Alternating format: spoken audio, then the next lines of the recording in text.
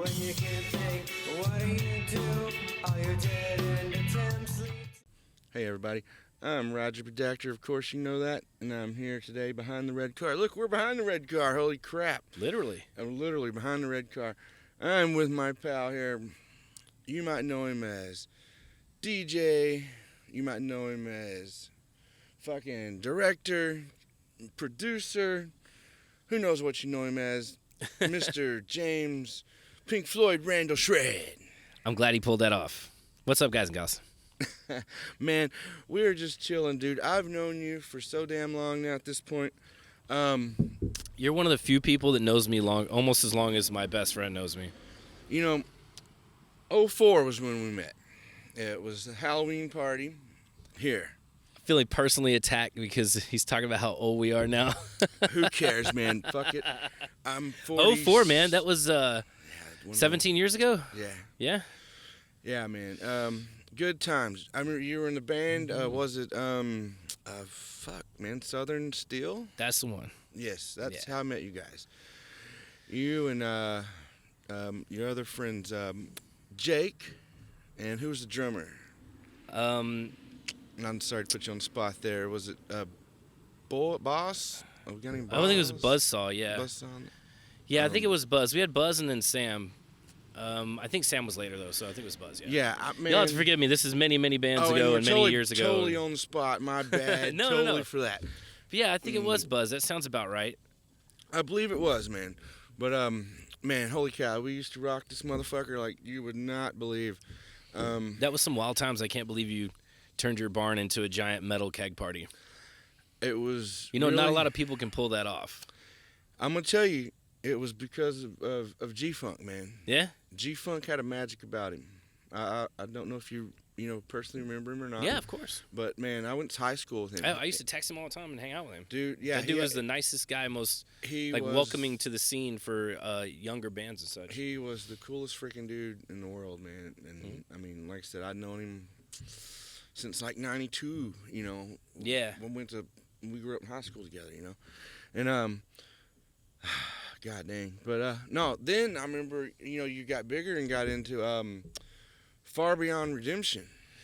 And well, there was many bands in between, but yeah. Okay. Yeah. There was more. Okay, there was. I don't remember. I remember you had I called it a fancy rehearsal place up on. Oh, are you talking about Walnut Hill? 35. Yeah, 35 in Walnut Hill. And it was a weird little U-turn thing, and you had like a studio like a in big there. Glass building, and like you could have you had a stage in there. Yeah, there's a performing room. Yeah. And there was a recording like a studio. Bar, like there was a bar in there. And shit. The guy that ran the place, Michael, was just crazy dedicated to that. So you've never played in a band, right? No. Okay, so playing in a band, everybody will probably agree with me that where you rehearse is such a pain in the ass, both to find, to maintain, and to get access to. Sometimes, like a lot of these landlords are just these shady guys that are renting you an air-conditioned room, like a box, and they don't give a shit. And they don't give a damn. Might have one plug in that motherfucker.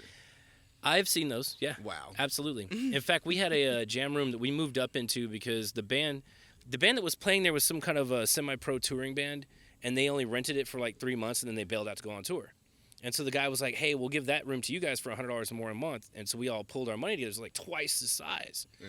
Big enough that we were able to put a couch into. So most people playing bands don't realize these rooms are tiny. You're crammed in there. Most of the time, you're just packed up against your amp the entire time. I mean, it's like a storage unit box, So we had this giant room now. But the problem was they had glass windows and doors. They're real thick. In the room. Leading outside. We had our own entrance into the studio that was just our room. And then we could lock the door going into the rest of the studio. Holy cow. Yeah, it was awesome, So we would go there late at night. We didn't have to bother with, have they locked the studio up on accident or something stupid like, or we forgot our key or whatever. We just get in. And one night, somebody broke into the studio, and they smashed out our window. Oh, shit. Or they tried to. They couldn't get all the way through the glass. And I come in there like, dude, are you going to fix this? Because I don't want anybody coming here and taking my stuff. And he was like, yeah, we're going to work on it. Yeah, we're going to work on it. So we're like, all right. So we took our equipment home, which is a massive pain in the ass, of course. And then for 2 weeks, we kept coming back, and he never fixed the window, so we ended up having to go to a new spot. Yeah. Wow. Yeah. All right, man. That's pretty minor for the crap you go through. I'm talking about broken toilets and, it's like a frat party in there. So, all the other bands are getting drunk and shoving paper towels in the toilets and the stalls, and drugs are everywhere and all that good stuff. Oh man, I've met some cool bands at jam rooms, man. Yeah. You know, I don't know if you remember the band The Verdict of Vengeance. Yeah. All right, well, I was there when they Wasn't Joey their drummer? Jared G-Rad. G-Rad. But see, I was there when they started, and I like that band. I walked around the rehearsal studio, Mhm. and that's where I met Johnny the Saint. And man, they were totally different than all these, you know, heavy metal. I call them stick figure bands. You know, the bands that look like twigs. You know, you can't read them. You know, they were really great, man. Just a total different genre of music. I loved them. But anyway, sorry, not to off track like that. Anyway, man. No, it's a good point. Like I met the Toadies that way in a jam room space. Okay.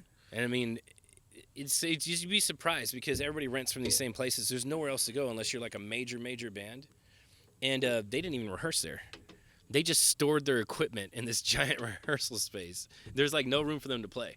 They're like, yeah, we rehearse at the studio, but we store all our stuff here. And I'm like, oh, okay. That's Wow. wild, man, because they were just loading on up, man. They were just all standing up against the wall, and their guys are dragging stuff out. And I was like, wow, dude, what's all this gear in there? Must be fucking nice. Yeah. Right. Yeah. So man, what got you into DJing, man? You went from playing in rock bands to DJing. That's the craziest, dumbest story of anything that's ever happened to me, really. So, like, I had a buddy that was a roommate, right? Cowboy. I don't know if you know Cowboy. You might. You probably met him at one point. I know you meet hundreds of people like I did. Essentially, he's renting a room for me, and he had got into the strip club business. So he was like a floor guy / bouncer. So he walks around, checks on tables, makes sure everything's going okay, right? And he's working at this club, and for a little while I had to pick him up because his car was down. He only had one car. And at the time, I had left being an electrician. So I was just doing pull out and run, and that was the only way I was like supporting myself and stuff, right? And then, I mean, not that I had a lot of bills, to be honest, but I was picking him up one night. I'm talking to the guy at the door because I'm waiting for him, and he's like, man, your voice sounds familiar. And I was like, oh, yeah? And he's like, yeah, I've heard it somewhere. And Cowboy comes out, and he's like, yeah, dude, he does that podcast you listen to. So it turned out the guy at the door was like a listener. Oh wow. Yeah, so he recognized my voice, which was wild. Yeah. And so as I was coming up there and hanging out with them, eventually one day their DJ just walked out of the club, like right by us. And they were like, hey, man, aren't you like some kind of musician? And I was like, yeah. And they're like, dude, and you know how to talk on a mic, right? And I was like, yeah, DJ. I guess. And they were like, dude, fill in for the rest of the night. I'll give you $100. And I was like, what do I do? Because I don't know anything about this. Because I wasn't a big strip club guy. You know, I was busy dating and, you know, having fun that way and not going to strip clubs. Sure. So I knew nothing about it. And they were like, just trust me, man. Going up there, all you have to do is just call this list of girls every now and again and change the music. And I was like, and what do I play? And they were like, anything you want. And I was like, awesome. We're going to get Metal Fest going right now. And so I go up there, and that's the first thing I'm doing is playing like Pantera. And some of the girls were like, all right. And the rest of the girls were like, what the hell are you doing, man? Knock that off. Yeah. You got to play this, and that. And I had no idea what I was doing, like, because I have never heard of, like, Chris Brown or any of these artists in my life. Yeah. And so I was like, oh, man. So lucky for me, I'm pretty bright with a computer, so I looked up the history playlist of the guy that was playing stuff before. Oh, shit. So I could get an idea, and I just started, like, previewing songs. Because I looked at the equipment, and I'm like, I know all this equipment. You know, I've played in bands and done podcasts and stuff. Like, everything here is familiar to me. Okay. So let me just figure out how to listen to what I'm picking, and then we'll go from there. And within, like, 6 months, somebody came and got me from a bigger club and was like, you need to come work for us. And then I became their head guy, and I was there for, like, 10 years. Just basically figuring it out on my own. Fucking Just kind of fell into it by a random accident. ground up, man. That the fucking American way, man. Random accident. That is the American way. I mean, you know. Really, it's like they say, the old saying, luck is when preparation meets opportunity. So I was prepared to be able to do something like that because of all the music stuff and playing your barn and all that. And then I had the opportunity and just, there we go. Yeah, I mean, like, I had a fucking, in my field, had a buddy was like, at the same company I was at. Mhm. And he's like, hey, man, are they telling you to make a LinkedIn? And I'm like, No, I don't even know Ugh. what that is. You know. It's professional social media. I mean, yeah. I mean, I realize that now, right? And so, anyway, my buddy's like, "Hey, you need to get on this. It's kind of cool. I'm getting job offers." And we work for the same bullshit company. Right. I'm not naming any names, nothing like Of course that. not. You know? And fucking next thing you know, I get this email from a company in the same trade I'm in. And my fucking LinkedIn, dude, I put a picture of a steak on that motherfucker. It's still there right now. You look my name up, my real motherfucking name. Not Roger, It's a picture of a steak. Not Roger Predactor. Right. My real motherfucking name. And So why Predactor? because motherfuckers called me that in high school. They called you Predactor? Man, look, dude, when I went to high school, fucking, I was like one of the only Rogers. And Okay. the other Rogers were the same as me. Whatever, Roger Juniors, whatever. We weren't. Anyway, Ace Ventura came out, man, and one of my fucking buddies called me fucking Roger Predactor. and it stuck. It wasn't nothing thing. I wouldn't put my real motherfucking name on Yeah. on Of course. on Facebook, dude, because or social media, because I deal with people that have my real name, and I don't want them to find me on social media. And I find this common in my field because, like, I look people up, and their names are nowhere to be found. Yeah. And Dude, well, because nobody wants to be, like, backlashed on social media for something they post. So everybody's just like, you know. yeah. Yeah. So yeah, I just keep it light, man. I don't need my real shit out there. I know. That's why I don't really bother with the LinkedIn thing, too. No, but hey, with the LinkedIn, But they though, do send job offers and such. From I But mean, hey, I've seen it. that's where you get emails all the time. going back to fucking, Them and ZipRecruiter. Like, if you sign up for either one of those things, you're going to get emails like crazy. I had a real lady hit me up, a job. What do you call them? Headhunter. Yeah. And you know, on my resume, I just, man, I prettied it as good as I colored it with the best crayons I could. And you know, you only have one picture, so you have to color it as great as you can. And that's totally using words in the wrong way. Anyway, so I know that. And anyway, yeah, I get emails from slaves like, hey, these dudes got, you know, I'm like, I'm in. Yeah. And you know, got me a new job. You know, fuck. I mean, I've had it now for 2 years, but whatever. I mean, like, nobody's loyal to their. Show me the company that's loyal to their employees, and I'll show you long-term employees. You know, because a lot of companies they'll fire you in a heartbeat, but you're supposed to give them a 2-week notice. You know what I mean? and you know what happens when you give them a 2-week notice? Then they just fire you. They usually fire you right on the spot. That's what happened to me this year. It happened to me too. Yeah. I mean, it happens all the time. Dude, I have a buddy in the same situation. You know, the same guy. I'm not going to say his name right now, but he has 60 hours of PTO. Yeah. He's leaving the company. He told him a month in advance. He goes, look, I'm leaving in 60 days. What about my PTO? The boss is like, you're fired. He's like, look, I'm not fucking you or nothing.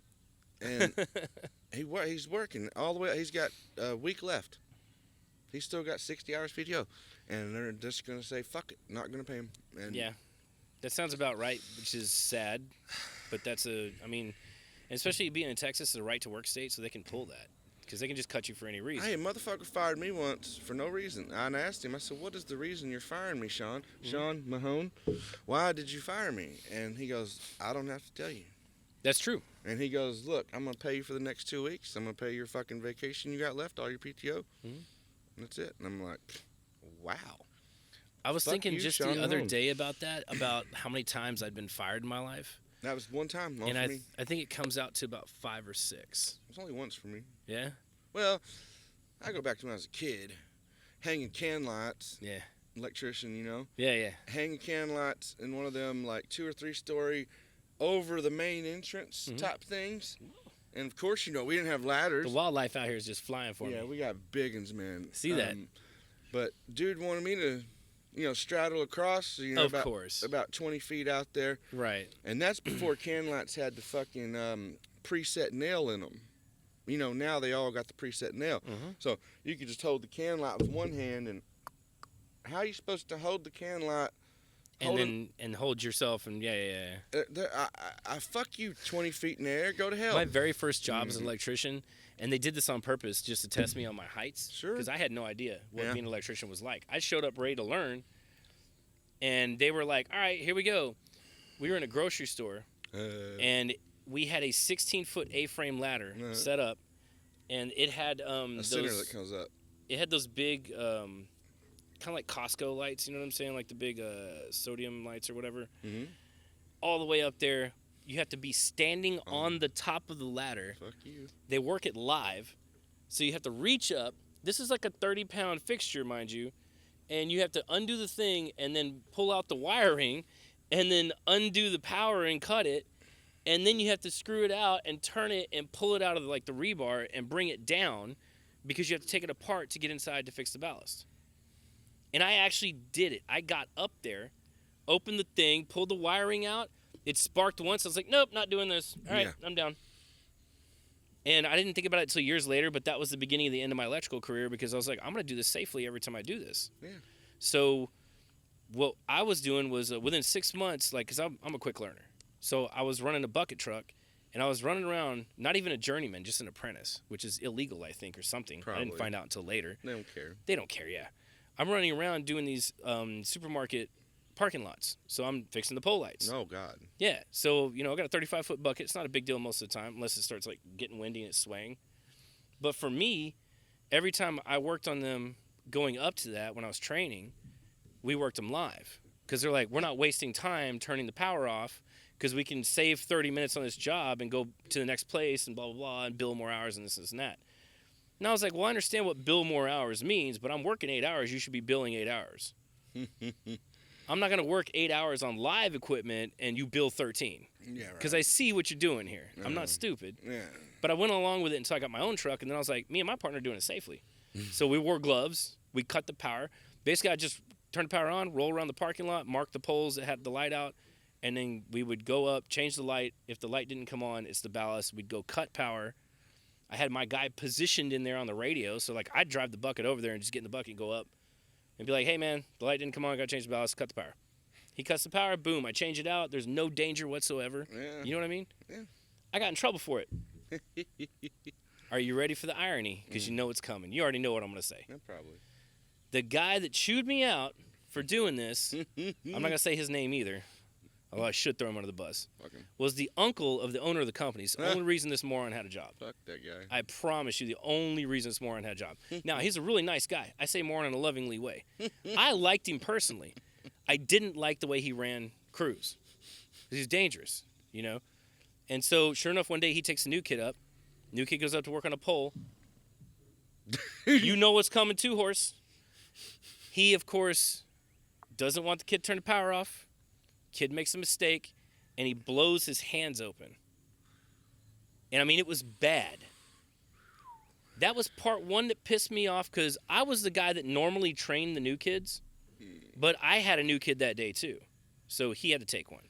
Normally, I trained all the apprentices, and I showed them the right way to do it, and I was like, do it like this, dude. I'm a guitarist. My fingers are my freaking life. I don't want you blowing your fingers off. It's totally possible doing this job. I mean, we're working on neon lights. You could blow a lot of things off, So depending on how far you want to go with this, you want to keep all your fingers and toes, bro, then you need to do it a certain way. Yeah. And so, unfortunately, this idiot takes the guy out. His hands get blown. That's number one mistake. Number two, and this is horrifying, he didn't call an ambulance. Oh, no. He went up there, closed the fixture, grabbed the kid, threw him in the truck, and drove him back to the shop. No way. Wow. Like, don't worry, we can bandage you up. No way. I was driving in from my jobs that day when I got out and heard the screaming and was like, what in the hell is going on here? And this kid's holding his hands, and they're like a mess. Holy. Now, he didn't lose any fingers or anything, but he had stitches up and down the sides of a lot of his fingers. Wow. Because they had to stitch his skin back together, basically, like to pull the meat and stuff together or whatever. I know, pretty gross, right? But I was so pissed off that I stormed into his office and I cursed him out. And I mean, I went hard cursing him out. You stupid mother, like all the way down the way. And then the owner comes by and was like, yeah, you're fired. And I was like, okay. Mind you, on my way out, the owner's wife came by and said, no, you're not going anywhere. Call me tomorrow. Just go home. So I ended up getting suspended for 2 weeks. Oh, boy. Yeah, that was my first suspension. My second was we had a meeting where they chewed us out because you know how you go up in a bucket truck and sometimes those lights are just out of your reach? They want us to put 6-foot ladders in the bucket climb up the ladders because we have safety harnesses on that are attached to the lanyard and work on the lights. And some of us refused to do that. And I was one of those that refused to do it openly in the meeting. I was like, that's an OSHA violation, and I'm not doing it. So guess what happened? They sent me home on suspension.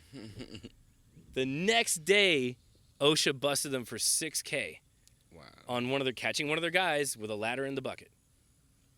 Wow. Yeah, they never apologized to me for that. We're not gonna. No, instead they just fired me. They don't even remember your name. No, actually the company's not around anymore. Probably not. No, I looked. Yeah, Listen, it's been many years. I went to check that out. You've never gone back and looked like somebody's done you wrong or some company that laid you off or anything like that and looked and just been like, did it work out for you? You know what I'm saying? Ben? No? No? I know for a fact that the Brooke Mays store I used to work at, the GM. God, Brooke Mays. That's taking me back. I still have a shirt. Well, all of them in are the closed, bag. so end the conversation now. Long story short, He's not lying. Brooke Mays is now a Walmart. secondhand furniture store. Oh, man. Probably made out of the instruments they were trying to sell. Probably. Wow. So man, let's talk about your movie portfolio. Absolutely. How do you want to start? Do you want to just tell me your? Well, we're trying to figure out how to release our second film. Okay. Our first film came out, did 1 million minutes on Amazon Prime. It unlocked other countries, territories that we could put our stuff into. So when we were doing our second movie, I wanted to expand upon that and check out, other markets, basically. So, because my first movie was kind of like a test.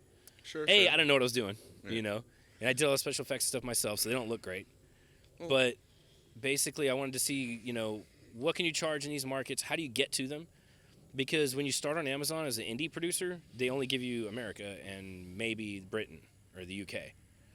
So we got lucky. We got America and UK to start. And then when Galaxy did so well, they gave us Japan and Germany, Austria as well. Okay. So we had like 5 countries or something like that. So we really quickly, we had just wrapped our second film, but it takes a long time to do all the editing and to really clean something up, especially because we're going to put it in a movie theater. So it requires a whole new level of, like, you've got to get this and this right because you've got sure. 5.1 surround sound you're working with. We'd never done that before, so we were just pushing ourselves with each film, right? And so I wanted to do something in the meantime to test things, so I shot Funny Money, that 6-episode season. Uh-huh. We put that out. It got out in all the territories. I learned how to do foreign captions, so I can caption things in Japanese right now. It's pretty funny, actually. I wonder how good my translations are. I It's have no idea. almost like algebra. Yeah. Yeah. Actually, algebra is probably a little harder than what I did, but yeah. And so, unfortunately, as what happened to literally everybody last year, COVID happened. Yeah. I had a deal to put the film out. It was supposed to get a 2-week run in theater, and then when COVID happened, the theater shut down. All deals null and void. Right. Everything I'd worked on was pretty much null and void. And then, it takes all the way to November, whereas we're supposed to release in April.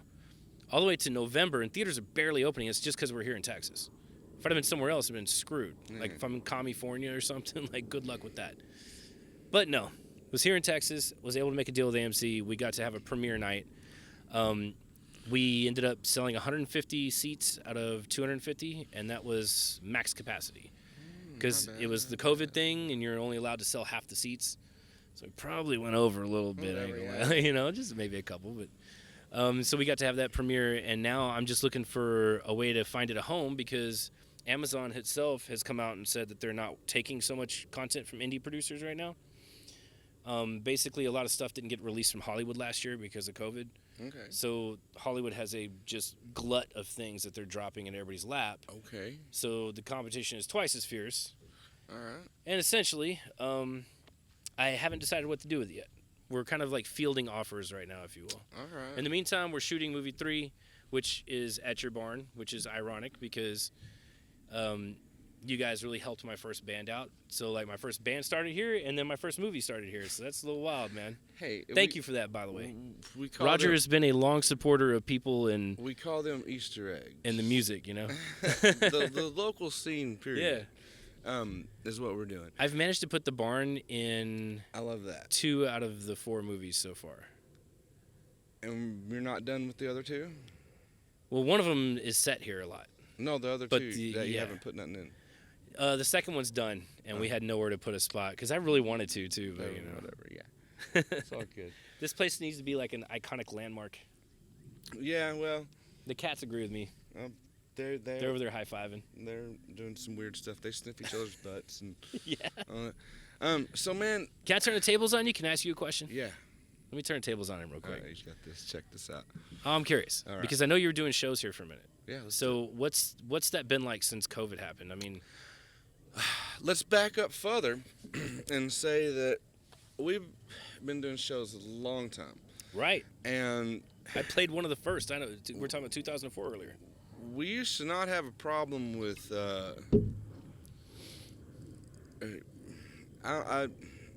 not redlining, if you will. Right. And we gambled hard. I mean, when them first parties come out, we really gambled hard. Yeah, you pushed the limits with the police for sure. I mean, no, we come out here and be like, "Shut up now." No, I mean, like literally, we'd start off with, fucking $500-700 worth of fucking beer. Mm-hmm. And Remember, you were going to where We'd you make started that- to have to send people to get beer. yeah, Like we'd- he was sending people for kegs, yeah, we would not just beer, kegs. But prior to that, I would get with the beer store, Mhm. and one party, I remember I told him, I was like, I need 20 kegs. So I'm not going to pay for them till the night of. I'm going to get 5 at a time. And he's like, okay, good deal. And the last 5, they were gone. He said, someone else come and got them. I'm like, wasn't no one from my crew. And ended up giving us a bunch of cases of beer. Cases of beer. I mean, we had like fucking 30 cases of Bud, 30 cases of Bud Light, and that was what we had Jesus, how'd you transport all that? in the truck. Oh, you had the truck. Okay. But I mean, it wasn't no big deal. No, we don't do any of that no more. Even the last parties, man, we didn't really have much expenses, man. We had it figured up to if 50 fucking people paid $5 a piece, we could break even Yeah. at the minimum. Isn't that sad that so much of music is like, can we just break even? That's all we're asking Yeah, is like, can we I mean, break even? And that's not counting, 3 or 4 camera guys' times. Oh yeah. The cost of the cameras, the cost of the microphones, the cost of the PA, any everything equipment, costs money. food, And the bands get the it. bathroom. The bands get it, but the fans don't get it. Yeah. And they'll never get it.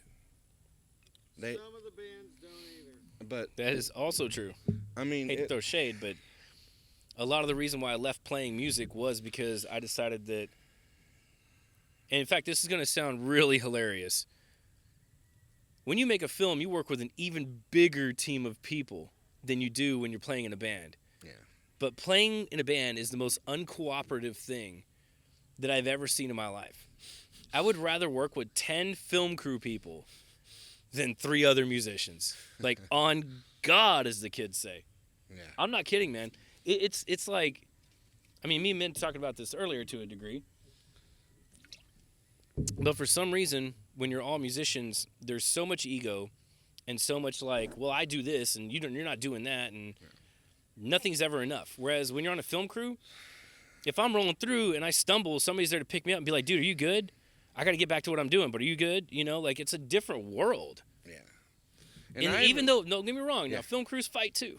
I can tell you some fun stories about film crew fights. But musicians don't get along, man. And I even have it from a different angle, and that's trying to be the venue. Yeah, booking them even. You got booking, you got hospitality. Yeah. Trying to take care of everybody's fucking needs. Yeah, you got to meet and greet everybody And too if you're the venue guy. You gotta have a fucking crew that supports you. Yes. And if they don't support what you believe in, if you don't have a goal that's in the same damn direction, you don't have shit. Exactly. We've lucked out on that so far. But We've been really Well, the sad part is like when you're a film crew, you're all working towards one common goal, and that's making the movie. Yeah. There is literally nothing, like, nobody wants to work for nothing. Yeah. When you're a musician, you can work for nothing. You're not always necessarily working towards a common goal as a band, because some guys just play because they enjoy playing. They don't care about, like, that was the last thing with my last band. They didn't really care about taking it to the, well, some of them did, but some of them did not care about taking it to the next level. Putting in the time, dedication, being on a regiment, you know, always constantly updating your stuff, et cetera, et cetera. That the work side of it, to them, they were like, let's just show up and play. It's fun to show up and play. And you can't tell what they're thinking when you meet these people. Yeah. You know, I could be like, hey, man, I'm looking for a drummer. And you're like, I'm a badass drummer. Let's do this. And I'm like, cool, I audition you. It's all good. But all you care about is, hey, I get to get out of the house once a week. Yeah. Where I'm thinking like, man, me and this dude are about to go and do mini tours here and there and this and that. And you would never be down for that. Yeah. But that never, and as much as they discuss it, musicians will lie to each other's faces over this, which I've never understood in my life. It's caused a lot of friction between me and some musicians, let me just say. Sure. Because I'm like, why are you lying about this? Yeah. I get that you just like to play and you like that we're good, but I want to make us great and we should be doing this. Okay. You know what I mean? Well, back to your movies, okay? Yeah. Are you sticking to a particular kind of genre? Are you genre hopping? No, I am genre hopping. Do you have a plan? Yes. Do you have a picture, if you will, of yes. how many, what, a genre circle? I am going to make at least 2 more movies. I know that for sure. Okay. Which will put me at 6. Yeah. Which is pretty good for an indie guy with no money. Sure, you know what I'm saying? Yeah, so, yeah. But yeah, no, I started, when I started doing this, the first one I wrote was like a action thriller. And because that's what I've grown up with, that's what me and my dad used to watch together, is action thrillers. You know, I grew up on Conan and Sylvester Stallone, and, you know, Schwarzenegger was all over the place, and even people like Mark Wahlberg and other like action stars, The Rock, you know, all these guys. I wanted to do that first. And I figured that's the hardest thing to learn, I bet, because of the choreography and, you know, stunts and et cetera. So if I'm going to learn to make movies, I learn by doing. So I'm going to do that. So that was my attempt. My first attempt, we only got half of it shot, and then we lost our main actor. He got a gig out in L.A. and left. So I was pretty screwed to throw the footage away, obviously, because he's not going to come back and finish it. Okay. So I wrote a second film, and I was like, well, let me go with my favorite genre, which I never could have pulled off because it's going to be expensive. There's special effects. Sci-fi. That's my favorite. Sci-fi is my favorite. Sure. I never thought I had the money to pull one off. It's a lot. Depends on how you write it. If you have a spaceship in it and stuff, or outer space, obviously you can get more expensive. Yeah, exactly. And so I wrote that, and we jumped on it, man. and then steal other people's stuff. Well, we learned a lot about how that's to. That's the new way, right? You steal other people's stuff because that's called sampling, and we're not writing rap songs. So, have you thought about doing anything funny? Yes. Like so comedy? That's what I'm running you through. Basically, all the film plan. So okay. we did the sci-fi. That was the first one. All right. And then I was like, okay, I want to do something super challenging for my next one. Something I'm not really good at and don't watch a lot. A drama. Okay. So I did a drama, IJU. Okay. And then I was like, now I can do that action thriller. The same first movie. It's almost completely done this time. What is this? I recast. It's called The Talent Process. Okay, this one, yes. Yeah, I recast it. Yeah, that was the first one I wanted to do. We got half through it, and the guy left. Recast it. Fantastic actor recasting, believe me. It's awesome. Unbelievable, believe me. Now, this is awesome. one we're talking movie check on, right? That's number 3. And this one's an action thriller. Number 4 is a horror film that we're almost done shooting. Yeah, because, again, as I recall, it was a horror film. But, yeah, so as you see, we're swapping genres every time. Okay. Because right. I feel like that's so a way. far, it's like an education for me. Even if I spend a bunch of money making these movies and no one ever sees them, I'm getting a hell of an education on how to do this. You know what I mean? Yeah. So after that, number 5, which I'm writing now, and we'll start shooting sometime next year, will be a comedy. Okay. And then after that, I'm finally going to get to do a fantasy. Okay. Because I need my, I'm building a film studio, and I need it to be able to do the fantasy film, because I'm going to build sets. Because then I can build, like, castle walls against a green screen, and, you know what I'm saying, like, throne room looking stuff, and anything like that I might need that looks medieval, like a hut or something, you know what I mean? All right. Cool. Yeah. So that's the plan. And then after the fantasy, I'm going to stop and see where I'm at with it. And if it just seems like a colossal waste of time and money, then I'm going to stop doing it and kind of retire and enjoy the rest of life. That sounds like a hell of a plan. Hell yeah! No mames, way. No mames, pinche vatos. We got another one. We got fans yeah. driving by. This is We should start waving, man. We're almost I'm as gonna popular as the start Trailer waving. Park Boys. How you doing? We gotta get him in the suit. The Why- suit. What's the suit? Why him though? What's the Hold suit on, about? wait, shh, we gotta finish the video. What? Yeah. See what he Yeah, does? yeah. What is this suit Asshole. action? Damn it. All right. Well. No, hold on. I was gonna ask you, what's your favorite genre? Like when you go to the movies, what do you like to see? I don't go to the movies. You don't go to the movies at all? No. Why? Is it the price tag? Because it can be pricey, man. Man, it takes a lot to get me out of the house to dedicate 4 to 5 hours on a fucking whatever day of the goddamn week it is. 4 to 5 hours. Well, okay, let's say you want to fucking go have something to eat, and then you want to get to the movie. So let's say an hour before eating, and then Roger, do you not go on dates? No, I'm married. With your wife? Yeah, we don't go on dates. No? No, You should try it. we're married. No, I'm just kidding. You can go on a date with your wife, man. Oh, come on now, you're in trouble. No, hey. Hey, I enjoy that, but I've only been with my girl for maybe like 9 months. No, so hey, you know. no, hey, look, man. Sometimes just a quiet evening at home. Well, it sounds like all the times, not sometimes. Well, Because I agree with you on sometimes. Once a month, Dave. no, listen to this Yeah. asshole. He don't know. And I know they have nothing. their. I know they float the river every year. No, that. Yeah, Oh man, I it's almost got to go this year. So hard to get people to This go to close. that fucking I was thing. so close to going. I've never gotten to go with you guys. No, Literally never. Last weekend in July every year. Anyway. Really? So, fucking. Are you serious? Isn't that really super hot? Not where we That's go. why you're in the river. No. That sounds worse. Every time you're in the water, you burn more. All right. I burn and then tan, which is fine, but like my girl's a little paler than I am. She got enough tattoos though, right? Isn't it? That makes up for it. Yeah. I can't wait till she hears that. That's awesome. So like after sex, did you have ink all over you? All day. Just kidding. I'm- All right. So anyway, hey man, look. That's what I used to tattoo her back, so I put my initials on her. I'm Roger Productors. You know, this is motherfucking Pink Floyd. Randall, Pink Floyd. Floyd, Shred, James and Nader, whatever you want to call this tater. I've known this guy a long time. I can get away with that. You kids can't. Yeah. Thanks a lot, man. This is a lot of It's fun. been fun. All Behind the day red long. car. Can I do some plugs? Plug. I'm going to do some Plug plugs. away. Check us out. I got a podcast too, Pull Out and Run Radio. You can check it out on basically anything you Google Pull Out and Run Radio on. It's all Spotify, blah, blah, blah, blah. Hey, how many blah, views do we got to get so that me and Ben can come on to your podcast? Oh, do you guys want to come on? We were supposed to do Well, it yeah, several weeks yeah, ago, we'd and like we to. Oh, yeah. And then we're shut down right now, actually, because we're moving to a new studio. So, you know, cool. and we did almost 200 episodes. Okay. So let me definitely schedule you guys. Well, me and Ben, we was on Joe Rogan last weekend. Yeah. but they I love Joe. He edited us out because He high-fived me at the American Airlines Center. Really? I'm not kidding. He edited us. He didn't like Ben's political views, so we got. Oh. I know. Ben's a little weird, man. He believes a lot of weird things like flat Earth theory. I heard it was square Earth, but Well, you know. Ben does look flat and square. What can I say? he's a weirdo. We love you, man. And, of course, don't forget, guys, as the kids say, punch that subscribe button or whatever.